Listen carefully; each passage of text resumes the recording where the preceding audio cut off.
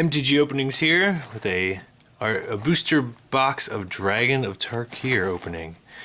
This is the booster box number 1 of 3 that I purchased. For this one, I'm going to read off all the rares. I'm going to go through each pack quick and read off all the rares. In the second box opening, I'm going to just show the rares. And then I'm not sure what I'm doing for the third box yet. I might break that one up into several videos in case some people don't want to sit through 36 packs. So today's release day. I picked these up at my local card store where I always get mine. They sell them for a pretty good price. So like I said, this is box number 1 of 3. So without further ado, I'm digging right in here. Set this up here. Alrighty. So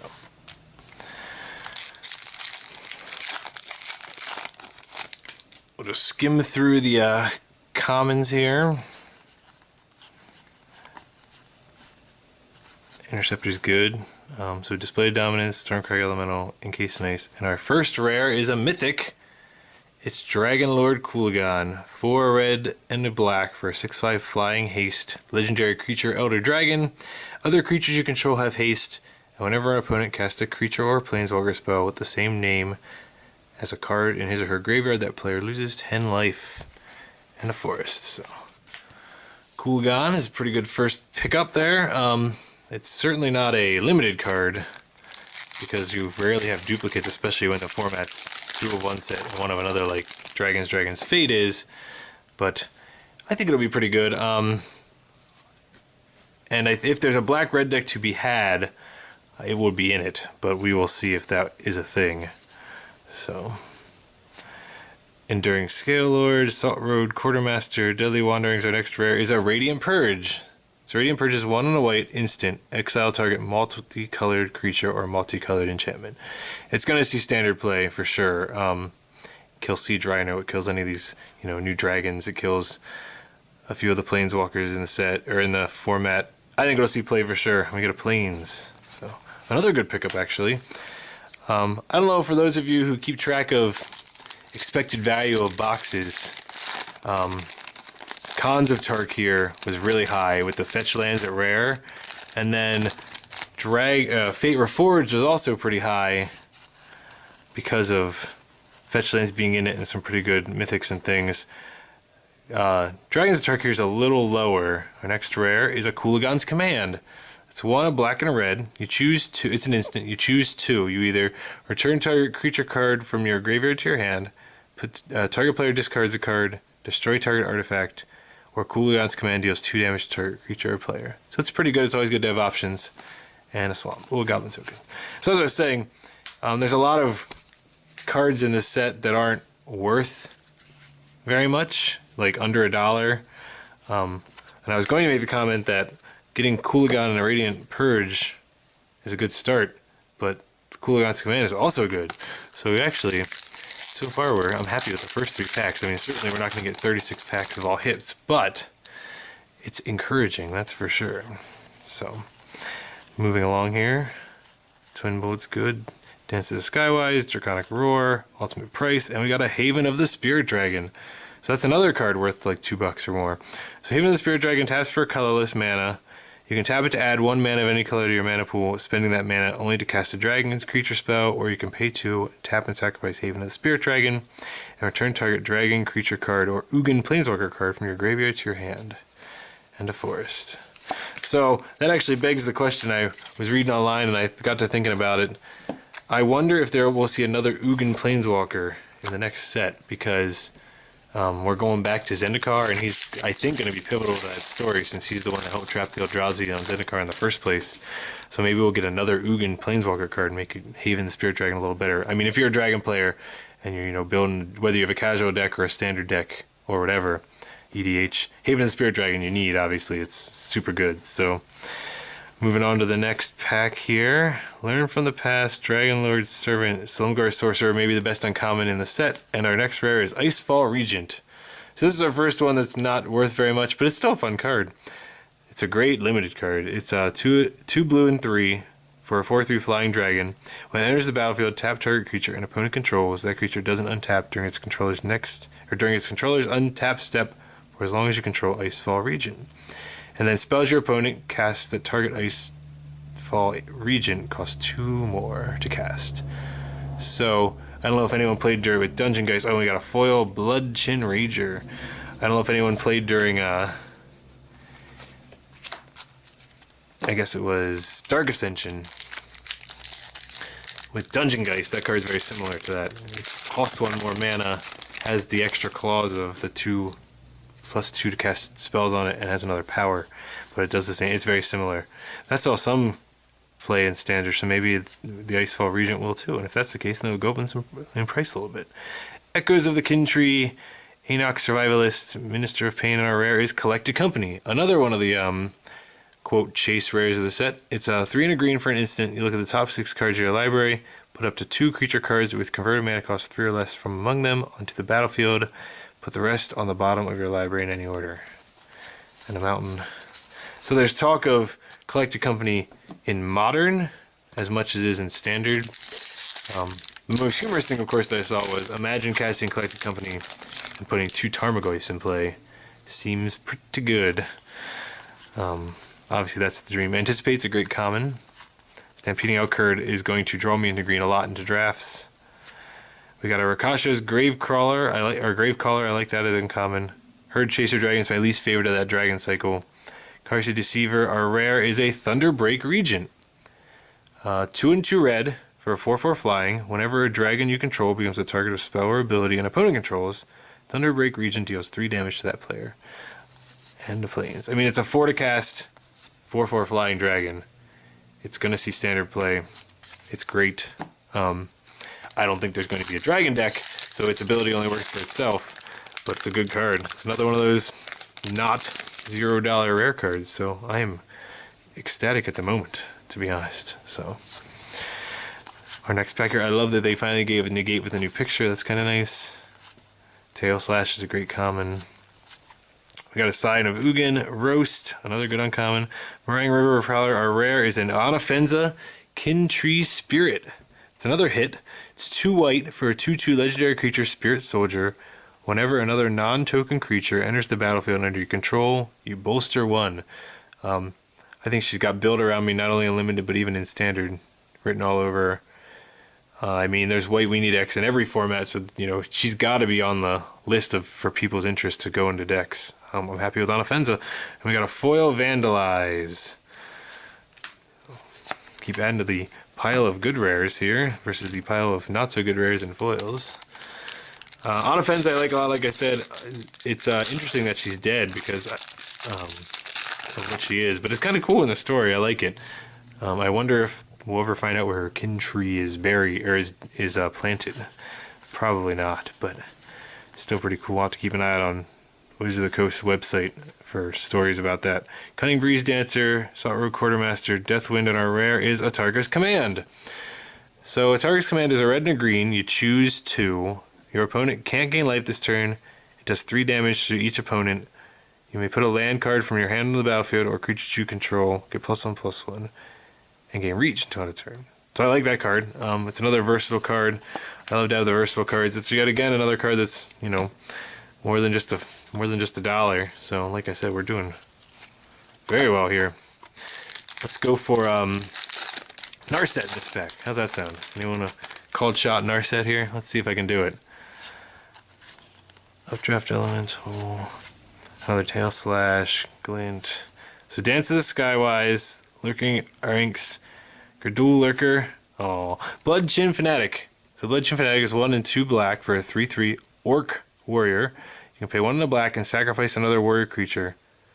Target player loses X life, and you gain X life, where X is the sacrificed creature's power. I wish he could do this to himself, because he's a 3/3, so it actually would be pretty good, but it's alright. And then a mountain. So finally another not so great rare, but that's okay. Like I said, I certainly can't complain about, you know, how we've started here. So, Blood Chin Fanatic, I mean, you're going to take it in a limited, if you open it in limited and want to go Warriors especially. I don't remember what all it was in that pack, but it's definitely, it's a fine rare in that, but it's not, you know, nothing to write home about in Constructed. So, we got a Cooligon's Monument. I think that's our first monument. Stormcrag Elemental, Self-inflicted wound are rare is a Dramoka's command. Another one of the commands, another one of the good ones. It's a green and a white instant. You choose to prevent all damage target instant or sorcery spell would deal this turn. Target player sacrifices an enchantment. Put a +1/+1 counter on a target creature, and target creature you control fights target creature you don't control. And we got a point. So, a target's command. I mean, Dramoka's command, like all the commands, is it's going to go in EDH decks. It's going to go in cubes. It's going to go in some standard decks. I mean, this is obviously going in Abzan, standard Abzan. It's a good card. I mean, it's only going to go up in price, I think, eventually once everyone opens all their stuff. Obviously, it's going to take a hit here at the beginning. Sight Beyond Sight, Cosima Behemoth. I love that card. Skywise Teachings, and our rare is a Dragon Tempest. So Dragon Tempest isn't worth too much, but there's dragon decks and people love dragons, so it's always going to stay at $1 or more, or $2. It's 1 and a red enchantment. Whenever a creature with flying enters the battlefield under your control, it gains haste until end of turn. And whenever a dragon enters the battlefield under your control, it deals X damage to a creature or player, where X is the number of dragons you control. It's also going in the not bulk stack. So that's our first stack of 12. We only got one mythic, but like I said, we got 1, 2, 3, 4, 5, 6, 7, 8, 9 cards worth at least $2. So, and then not counting Cooligan. So I'm pretty happy about that one. Let's see if we can keep it rolling here. This would be pack 13, I believe. Yes. I do not like Mystic Meditation. Ojutai's Breath's pretty good. Press the Advantage, Lurking Ernix, Dramoka's Monument, and our rare is a Gleam of Authority. So this is one of those cheap rares, but that's fine. We're going to get some of those. It's 1 and a white, enchantment aura, enchant creature. Enchanted creature gets +1/+1 for each +1/+1 counter on other creatures you control. It gains vigilance and has pay 1 white, tap it to bolster 1. I have a +1/+1 counter deck that I just built. Daggertar is the general. I don't know if you watched my other videos where I've talked about it. That card actually isn't that horrible. I don't have it on my list to go in now, but I guess the vigilance and the bolster, it's actually not bad. And it's continuously checking for those +1/+1 counters, so maybe I should think about putting it in. Sight Beyond Sight, Void Squall, Avian Sunstriker, and a Stratus Dancer. So Stratus Dancer is 1 and a blue for a 2/1 flying Jin Monk. It's got Megamorph for the cost of 1 and a blue. And when Stratus Dancer's turn face up, counter target instant or sorcery spell. I like Stratus Dancer. I think that's going to see a little bit of play too. If the blue-white control deck is a thing, it might play it maybe in the sideboard. I don't know if it's a main deck card, only because standard right now is dominated by a lot of creatures, so I don't know what will happen there. There's a lot of tail slashes in this box. Kolagon's Monument, Cosima Behemoth, Foul Tongue Invocation. Our rare is an Obscuring Aether. It's 1 green for an enchantment. Face down creature spells you cast cost 1 less to cast. And you can pay 1 and a green and turn Obscuring Aether face down and it becomes a 2/2 creature. I don't really like that card. You open that in your draft and you're very disappointed, I think. But, sorry, I'm just organizing here.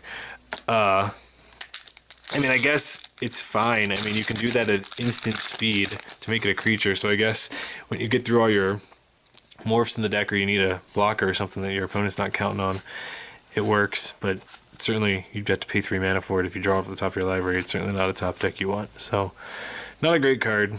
Slimgar Scorn, Beltoll Dragon, Tapestry of the Ages, and our rare is an Ire Shaman. So this whole cycle of the Megamorphs for the 2/1s for 2, I like. The white one is probably the best one, but they're all decent. I mean, Stratus Dancer's 1, this one's 1. It's for 1 and a red for a 2/1 Orc Shaman. It can't be blocked except by 2 or more creatures, and has Megamorph for 1 red. And when it's turn face up, you exile the top card of your library until the end of turn. You may play that card. So I like that one. It's fun. I like that red's getting this ability now with they don't get to draw cards, but they get to reveal cards from the library and play them. There's another card in the set, Commune with Lava, which, let's do a called shot for Commune with Lava here, right? Why not? And there's, Chandra has the ability, And Outpost Siege has that ability, so I like it, and I like that card. I mean, it's a good draft card. I think it'll see a little bit of play maybe if there's a red deck. Our next rare is Ereshkigal Foremost. It's 1 and 2 white for a 2/2 double strike human warrior. When it enters the battlefield or attacks, another target warrior creature you control gains double strike until end of turn. This card is very strong. Yet again, if there's a white weenie deck, this might go in it in standard. I don't know. I mean, it's probably good enough even in other formats.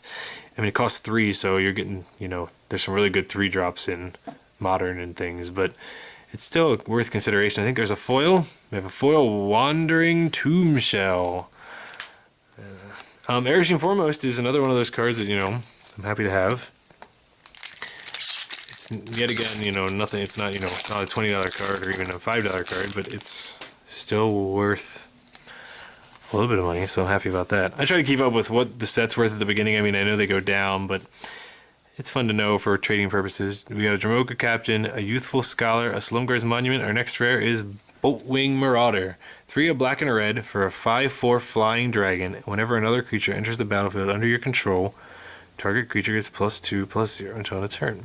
Works well with Dash. And we got a zombie token. Works well with Dash, and it's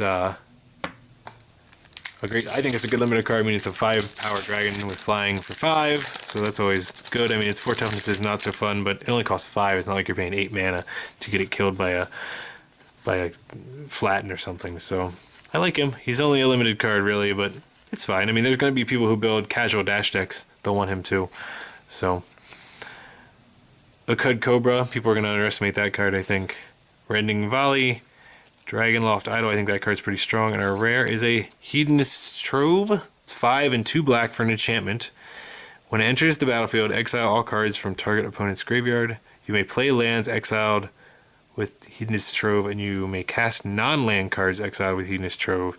You can't cast more than 1 spell this way each turn. And we got so that's another one of those, you know, wonky rare cards. But that's okay. We got the Dragon token. That's kind of cool.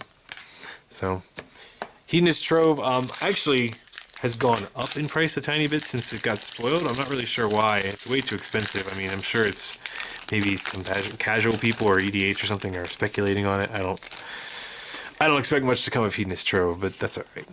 So here's our next pack here. We're getting through our second stack. We still have 4 more left besides this one. So there's Flatten. Ruthless Deathfang, Skywise Teachings, Ojutai's Monument, and a Slumguard's Assassin. This is another one of those, that 2/1 cycle. It's a 1 and a black for a 2/1 human assassin. Creatures with power greater than Slumguard's Assassin. Its power can't block it. It's got Megamorph for a 2 and a black. And when it is turned face up, destroy target creature with power 3 or less and opponent controls. So you flip this guy over, kill a guy that was going to block this guy, and then attack. It's pretty good. And an island. I don't know if you guys have seen the land in this set. The artwork's fantastic. If you have a moment to check it out, you should. I guess Slumguard's Assassin's not worth as much. You can go into this pile, I guess. I don't even know why I'm making the piles. I'm going to resort all these cards later anyway. That's okay. So Slumguard's Assassin's a limited card for sure. Maybe it goes in a deck if smaller guys becomes a thing, but I don't think so. Slumguard's Scorn, Slumguard's Sorcerer, Tarkar's Monument, and we got a Pristine Skywise. 4 white and a blue for a 6/4 flying whenever you cast a non-creature spell, untap Pristine Skywise, it gains protection from the color of your choice until end of turn. And the Jin Monk. I expect to lose to this card a bunch of times, because I only play limited. I don't really expect it to be a thing in standard. But I'm sure there'll be a lot of times, well, even if I get it, he's awesome in limited, of course. I mean, 6 mana for a 6-power flying dragon. You attack with him, you then pay a non-creature spell to untap him. They can't block it. They take 6 damage, and you have a blocker. It's pretty good. Pseudo-vigilance, I guess. Gate Smasher, Kuligan's Forerunners, Avian Sunstriker, and we got a Profaner of the Dead. So this is going to be a really strong limited card. I mean, I think it's probably not good enough for standard. It's a 3 and a blue Naga Wizard, 3/3 with exploit. When Profaner of the Dead exploits a creature, return to their owner's hands all creatures your opponent controls with toughness less than the exploited creature's toughness. So if you pay 4, lay this guy and exploit himself, everything with Oh, it's just less than. So 2 toughness or less bounces back. So maybe it's not that strong. I mean, it's definitely a strong limited card. There's the Zombie Horror token. It's definitely a great limited card. And it's a wizard at least. I'm going to put that in my...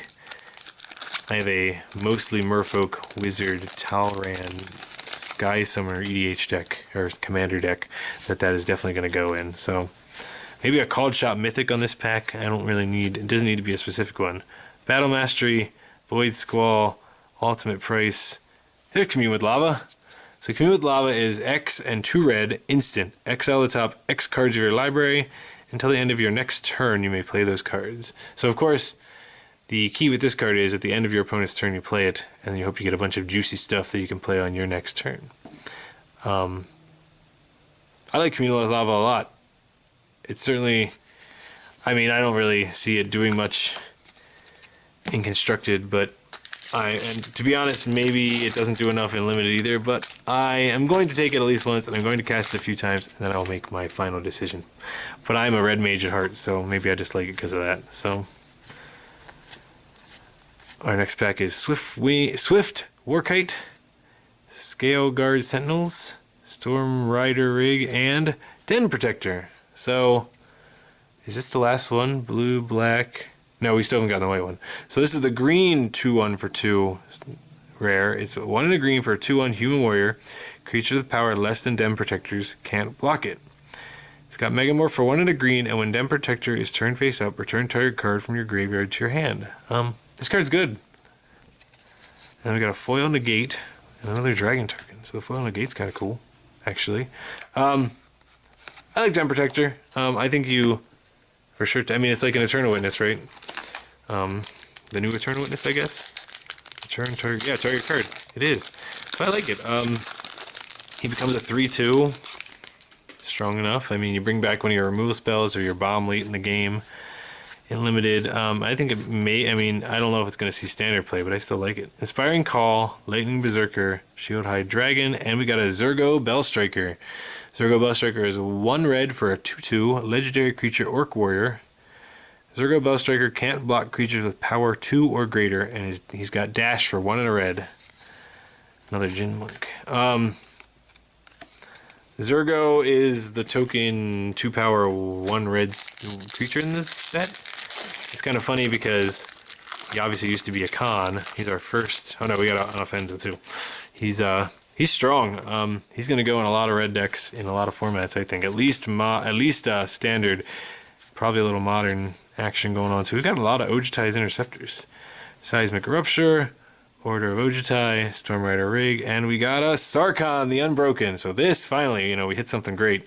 It's the Dragon Planeswalker. It's the Planeswalker all the Dragon players have been waiting for. He's not quite the right color combinations up there for them, but people aren't going to complain too much. So Sarkhan the Unbroken, it's awesome.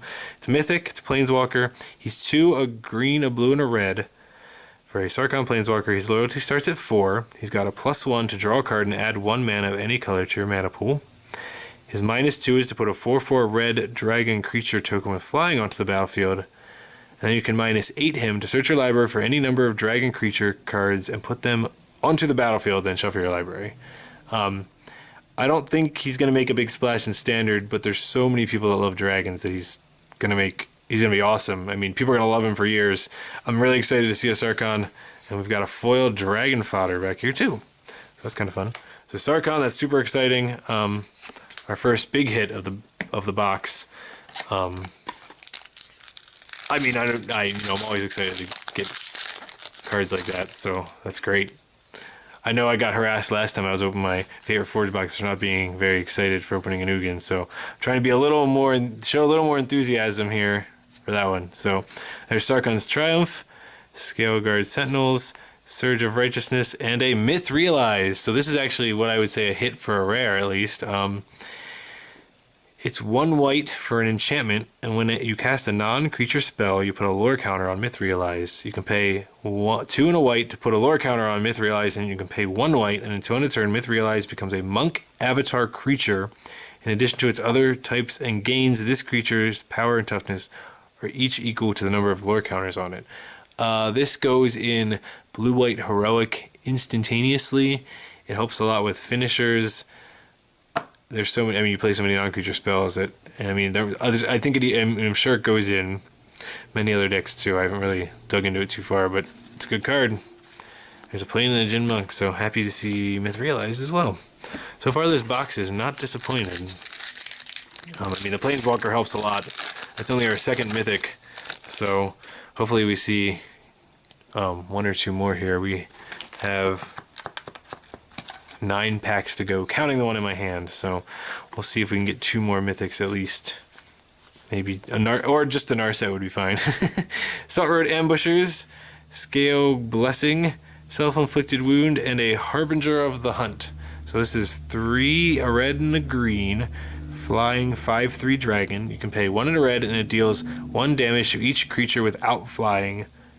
Or you can pay 2 in a green and it deals 1 damage to each other creature without flying or with flying. So it does either non-flying or flying and never hits himself, which is kind of nice.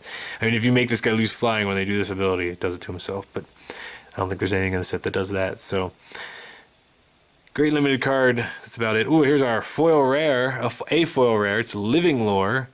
It's 3 and a blue for a star, and it's a really funky card. It's an avatar. As Living Lore enters the battlefield, exile an instant or sorcery card from your graveyard. Its power and toughness are each equal to the exiled card's converted mana cost.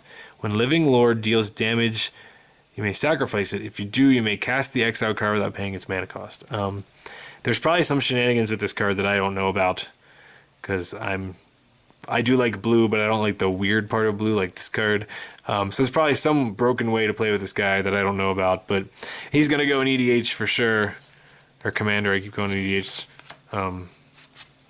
So we'll see if anything comes of that. Living Lore and Harbinger of the Hunt. Double rare pack. The last few sets, I've gotten double rares. I've gotten 2 foil rares in every box, I think.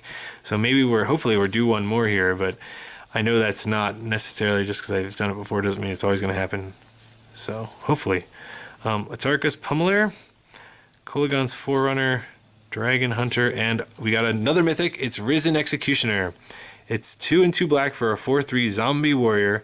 It can't block, and other zombie creatures you control get +1/+1. You may cast Risen Executioner from your graveyard if you pay 1 more to cast it for each other creature card in your graveyard. And then we got a Forest and a Jin Monk. So I like Risen Executioner. It's a pretty good Mythic to get in the box. He's a build around me in Standard. There are even relevant zombies in Limited, to be honest. So, I mean, he's a first pick. He's Mythic. You're going to first pick him probably anyway. But I'm happy to see that one. Certainly not the worst Mythic we could have gotten.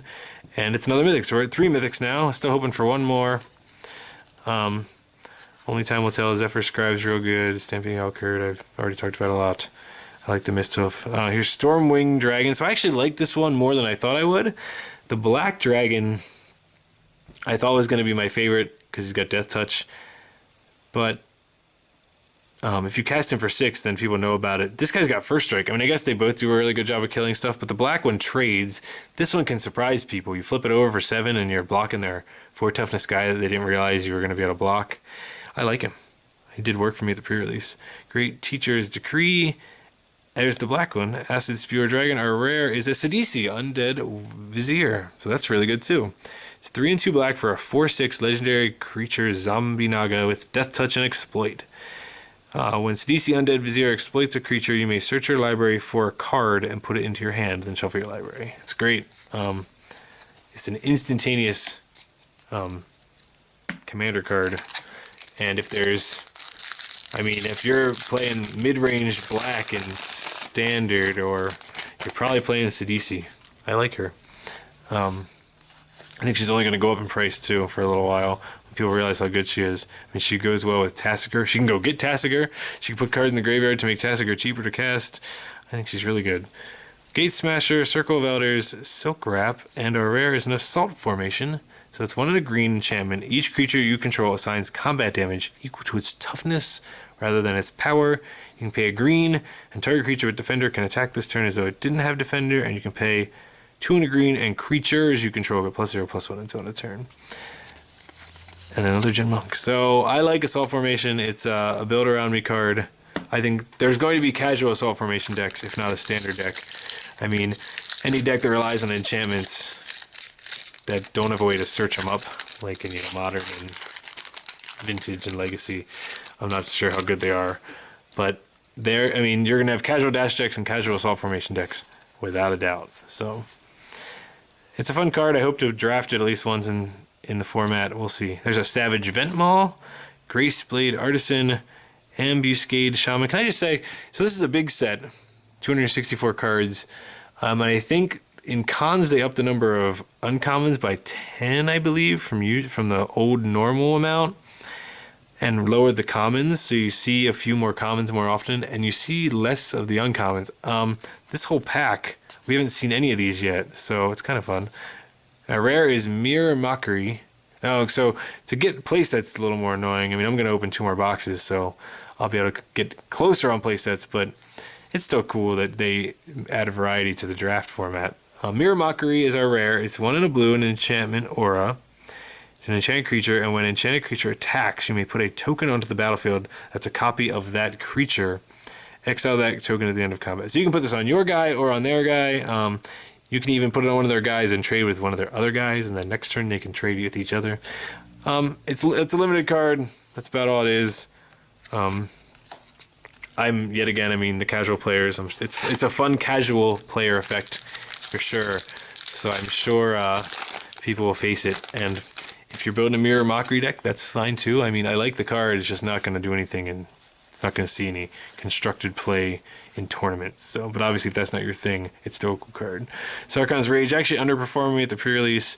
My brother had a bunch and he loved it, but I wish I could have the same. So here's our first Warbringer of the box, and Surge of Righteousness, and that's our first non-foil Bloodchain Rager. Our rare is a Foe Razor Regent. It's a 5 and 2 green for a 4/5 flying dragon. When it enters the battlefield, you may have it fight target creature you don't control, and whenever a creature you control fights, you put 2+1/+1 counters on it at the beginning of the next end step. He's a 2 for 1, he's a 4/5 flying, I mean he costs 7, but at least he has 5 toughness. I like him. You first pick him in limited, he's not going to see any real play outside of that, but, you know, not every Magic card can see constructed play. So we're finally adding cards to our not so good stack down there. Our good stack is still bigger, so that's exciting. I'm still happy so far with the box. I mean, we still have 3 packs to go. Hoping for one last mythic, maybe in our set. Another Enduring Scale Guard, that's our first Explosive Vegetation, and Strong Arm Monk. Our rare is a mythic. It's Descent of the Dragons. So 4th mythic, I'm excited. It's not great, but that's alright. I mean, we got a Sarkhan in this box already. So 4 and 2 red for a sorcery, and when it destroys any number of target creatures, and for each creature destroyed this way, its controller puts a 4/4 red dragon creature token with flying onto the battlefield. So this card, you pay 6, you kill your 4 guys that aren't 4/4 flyings, and they're, 6/4 flying. They get a 4/4 flying, and you get 3 4/4 flyings. I like it. It's a surprise for sure. I mean, it's a sorcery, so you're not going to surprise him in the middle of the, combat or something weird. But I do like the card a lot. I'm sure I'm going to lose to it at least once unlimited as well, so that's fun. So it's a mythic. We're excited about that. We got a foil Carsey Deceiver. So that's mythic number 4.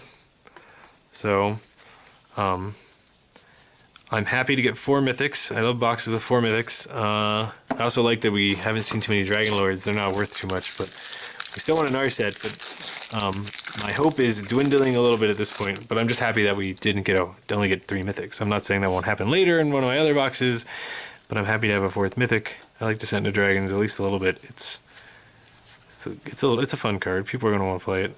Salt Rose Ambushers, Silk Wrap, Deadly Wanderings, and we got a Secure the Wastes. It's X and a white. Instant. Put X 1/1 White Warrior creature tokens onto the battlefield. And it's a strong card actually, Secure the Wastes. I like it. There's talk of it seeing play in standard. And its price dictates that. It's like $2 or $3 or something. We'll see if anything comes of it. So we're looking for mythic and foil, rare or mythic in this pack to get double mythic or double foil rares in this box. I'm not holding my breath though. So Zephyr Scry is good. Oh, sorry. So we're going to go through this pack. Let me know what your first pick is in the comments below. I did it for the first packs in my favorite Forge boxes, but I realized by the end of the video, if you didn't pause it and put your pick, you've forgotten about it. So I'm reminding you now, we're going to go through this pack a little slower. Let me know what your pick is. I like Icebreakers. I don't really like Chasm. Center Soul's not great. Neither is the Ari. Zephyr Scribe's real good. Bowmasters is alright. Tormenting Voice. Keeper of the Lens. Reckless Imp if you want to start to draft that Dash deck. Ancient Carp. Triumph. Sarkon's Triumph. Seismic Rupture. Scale Blessing. And we got an Ojutai's Command as our rare. So Ojutai's Command is 2 a white and a blue. You choose to return target creature card with converted mana cost 2 or less from your graveyard to the battlefield. Gain 4 life, counter target creature spell, or draw a card. This is the best of the commands for sure. Blue-white control was looking for a card to help it. This is definitely it. So as for the first pick, unfortunately, I think the command's too strong. I like the Scribe and the Bowmaster. Scribe's still the better one. Imp's okay. Sargon's Triumph's nothing great. Zoroastri's nothing great. Scale Blessing, eh. Yeah, so I mean, Zephyr Scribe, Ojutai's Command. I mean, I take the command. It puts you in 2 colors, but if it's pack 1, I mean, it's probably the pick. I'd be happy with the Scribe if the Ojutai's Command wasn't in the pack. So let me know in the comments section below what your first pick was. So that is box 1 of Dragons of Tarkir. I hope you guys enjoyed. Do a quick recap here of some notables. The Ojutai's Command, Descended Dragon, Sidisi, Risen Executioner, Myth Realized, Sarkon, Sarkon Unbroken, Zurgo. We got a Dromoka's Command, there's an Onofenza, Thunderbreak Regent, Collective Company, and Cooligan. So I'm very happy about the box. If you like this video, be sure to subscribe to my channel and click that thumbs up button for me. If you have any questions or comments, leave them in the comment section below. I will leave links to my other deck or my other box opening video or videos at the end slide of this video. Be sure to check us out on Facebook at MTG Openings and check us out on Twitter also at MTG Openings.